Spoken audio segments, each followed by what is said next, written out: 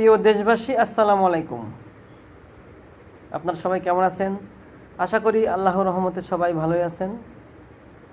কথা হচ্ছে, আমরা সবাই মানুষ। ময়লা কাপড়ে যেমন ময়লা ধরলে খারাপ দেখা যায়, সেটা কেউ পছন্দ করে না, তা দিয়ে দুর্গন্ধ আসে। তেমনি সেই ময়লা কাপড় ওয়াশিং মেশিনের মাধ্যমে ঘুরতে ঘুরতে ঘুরতে সেটা পরিষ্কার করে, তখন সেটা দিয়ে সুগন্ধ আসে এবং সেটা পরিষ্কার হলে মানুষ পরে এবং ভালো দেখা যায় এবং সৌন্দর্য বাড়ে। তেমনি আমরা মানুষ যখন প্রত্যেকটা বছর গুনাহ করতে করতে করতে আমাদের শরীরে ময়লা জমে যায়, তখন আমাদের এই হজের মাস, পবিত্র কাবাঘরে মানুষ যেমন 7টা চক্কর দিলেই সে নিষ্পাপ হয়ে যায় এবং যার প্রকৃত হজ আছে সে নিষ্পাপ হয়ে যায়, যার হজ কবুল হয় সেই শুধু নিষ্পাপ হয়ে যায়, মাসুম বাচ্চা হয়ে যায়। তেমনি আসুন প্রিয় ভাই বোনেরা, আমরা এই হজের মাসে আমরা 5 ওয়াক্ত নামাজ দিয়ে আল্লাহকে ডেকে আমাদের দিলটা ওয়াশিং মেশিনের মতো 5 বার ঘুরেন দিয়ে আল্লাহ পাকের সাথে কথা বলে পরিষ্কার করে নেই। 5 ওয়াক্ত নামাজ মানেই আল্লাহ পাকের সাথে 5 বার দেখা করা, 5 বার আল্লাহ পাকের কাছে যাওয়া।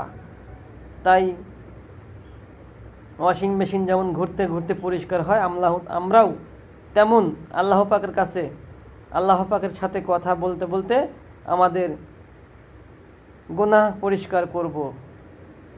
কারণ গুনাহ বড় কঠিন। গুনাহগারের যদি মৃত্যু হয়ে যায় তাহলে আর কিছুই করার থাকে না, তার আমলনামা বন্ধ হয়ে যায়। এই জন্য আমরা সবাই এই হজের মাসে আল্লাহ পাকের কাছে মাপ চেয়ে নেই। যারা হজ করতে গিয়েছে আল্লাহ পাক যেন সবাইকে হজ কবুল করে নেয়, তারও ওসিলায় যেন আমাদেরকে আল্লাহ পাক এই মাসে আমরা যারা হজ করতে না পারেছি তারা আল্লাহর কাছে পানা চাই এবং ক্ষমা চাই। আল্লাহ, তুমি আমাদেরকে এই মাসে এই পবিত্র হজের ওসিলায় আমাদের 5 ওয়াক্ত নামাজ দ্বারা তুমি আমাদের সব জীবনের গুনাহ মাফ করে দাও। ইয়া আল্লাহ, আমাদেরকে তুমি পেরেশান থেকে মুক্ত করে দাও। আমাদেরকে হাসরের মাঠে আমল নামা যেন ডান হাতে আসে, সেই তৌফিক দাও। ইয়া আল্লাহ, আমরা আজকে সবাই তওবা করব আজ থেকে এই হজের মাসে। আল্লাহ, আমরা আর কোনোদিন গুনাহ করব না, গুনাহ থেকে বিরতি থাকব। গুনাহ বড় কঠিন। আমরা যারা এই পবিত্র হজের মাসে খেলাধুলা নিয়ে ব্যস্ত আছি তাদেরকে বলি, প্রিয় ভাইরা, আসুন আমরা আলোর পথে ফিরে আসি,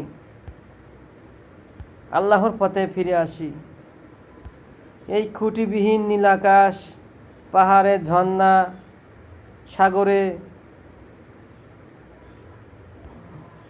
সাগরের কান্না, এই সব নীলাকাশ কে বানিয়েছে তাকে চেনার চেষ্টা করি। আমরা খেলোয়াড়কে কেন চিনব? আমাদের যুবক ভাই বোনেরা সারা দিন শুধু খেলা নিয়ে ব্যস্ত থাকে।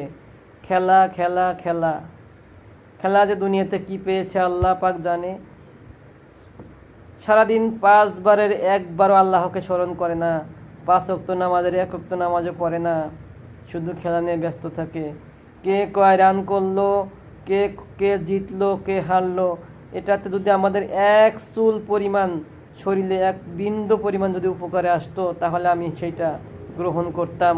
যেটা আমাদের শরীরের ঘুম ক্ষতি করে এবং মানুষের ব্রেনের ভারসাম্য রক্ষা করে না, ব্রেনকে আপনার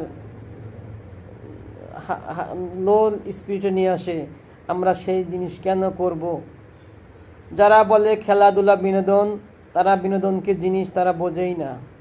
বিনোদন হচ্ছে আল্লাহ পাকের সাথে কথা বলা, আল্লাহর বিধানকে মানা, রাসূলের বিধানকে মানা এবং রাসূল যেভাবে চলছে সেভাবে চলা, এটাই তো বিনোদন। মাত্র 60 বছরের জিন্দেগি, আমি কেন বিনোদন নিয়ে থাকবো? দুনিয়া তো বিনোদনের জন্য না, দুনিয়াটা হচ্ছে খুব কষ্টর জায়গা, এখানে বিনোদন করার জায়গা না। এখানে আল্লাহকে পাককে ডাকা, আল্লাহকে নিয়ে ভাবা, রাসূলকে নিয়ে ভাবা, দুনিয়াকে নিয়ে ভাবা যে এত সুন্দর দুনিয়া কে বানিয়েলো, কে বানিয়েছে, কে সে, কে তাকে চিনতে হবে, রব কে তাকে জানতে হবে। আমাদের মৃত্যুর পরে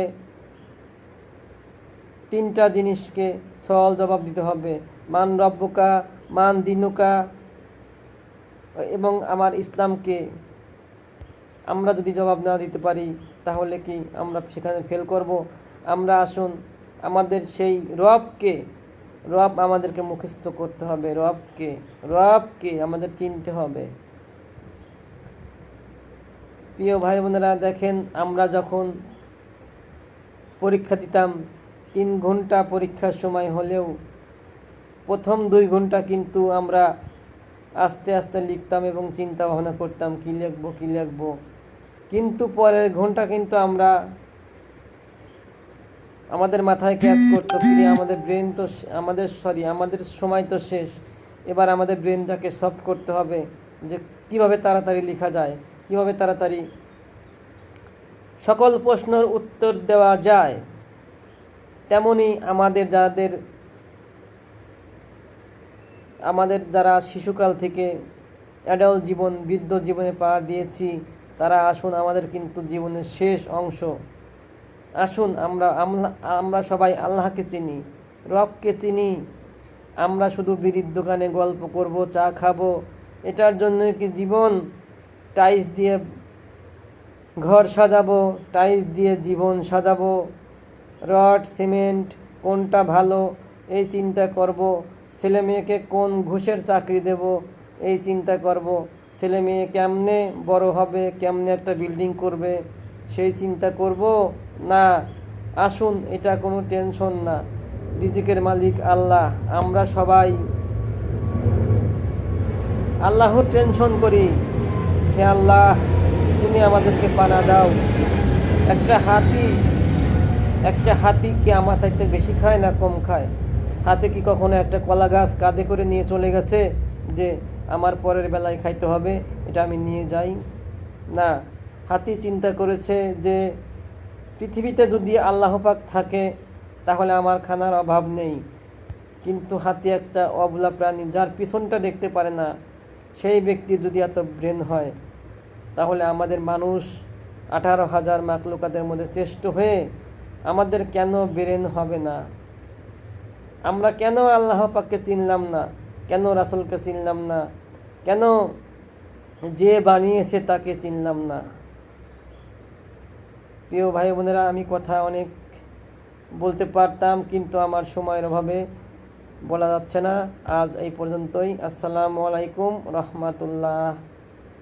সবাই আমার কথাগুলো ধৈর্য সহকারে শুনবেন।